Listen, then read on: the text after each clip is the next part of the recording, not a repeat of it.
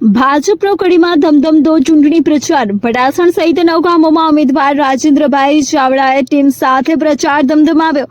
ભડાસણમાં મંદિરમાં દર્શન કર્યા બાદ સભા રૂપે જનતાને સંબોધી હતી। સાંસદ હરિભાઈ પટેલ, ચેરમેન વિનોદભાઈ પટેલ સહિત ભાજપી મહાનુભાવોએ પ્રચાર કાર્યનું સુકાન સંભાળ્યું હતું।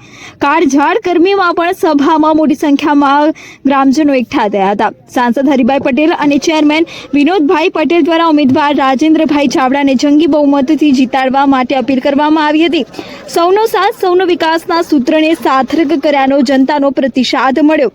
સ્થાનિક મતદારે પણ પોતાનો પ્રતિભાવ આપ્યો। રિપોર્ટર આશીષ પટેલ, મહેસાણા। કડી વિધાનસભાનો પ્રચાર ચાલુ કરી દીધો છે, એ બાબતે તમારું શું કહેવું છે? પબ્લિકનો પ્રતિસાદ તો જે બાબતે શું કહેવું? કડી વિધાનસભાનો પ્રચાર અમે 5 તારીખથી શરૂ કર્યો છે। ત્યારથી આ ત્રીજો દિવસ છે। તો દરેક ગામમાં અમે જઈએ છીએ કે દરેક ગામનો ખૂબ સારો પ્રતિભાવ હોય છે।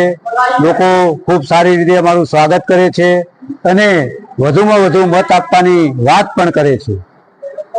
આ વખતે પણ ભાજપનો ભગવો જ લહેરાશે એવું તમને વિશ્વાસપૂર્વક કહી શકો છો? ચોક્કસપણે।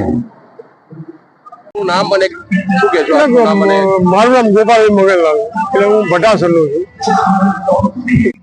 અત્યારે કડી વિધાનસભાની ચૂંટણી જાહેર થઈ ગઈ, તો એ બાબતે તમે શું કહેશો? અમે તો એક બાબત એમ કહીએ છીએ કે હવે આપણે ભાજપને ચૂંટવાનો છે। આગલા લેવલે ભાજપનો કામ બહુ સરસ છે અને લોકોની સહકારી વધી છે, ડેરી આવકની સ્કીમો વધી છે અને ગરીબો પ્રત્યે અને ગામડા પ્રત્યે ભાજપ વધુ ધ્યાન રાખે છે। એટલે એમ તો અમે તો ભાજપને જ પસંદ કરીએ છીએ। વિકાસ બાબતે તમે શું કહેશો? વિકાસમાં તો જોઈએ છે ને, મને 70 વર્ષ છો, રોડ રસ્તા હાલ કશું જ નતું। શહેરો જેવા જયારે બધું ખંડેર જેવું લાગતું હતું, એના બદલે હાલ જોવા હોય તો લગભગ એવું કે સારી જગ્યા પર આપણે ફરતા હોય, હરતા ફરતા એવું લાગે। સારી બિલ્ડિંગો જોવા મળે છે, લોકો સારું પહેરીને ફરતા જોવા મળે છે, લોકો વાહનો ફરતા જોવા મળે છે, રોડ રસ્તા સારા છે।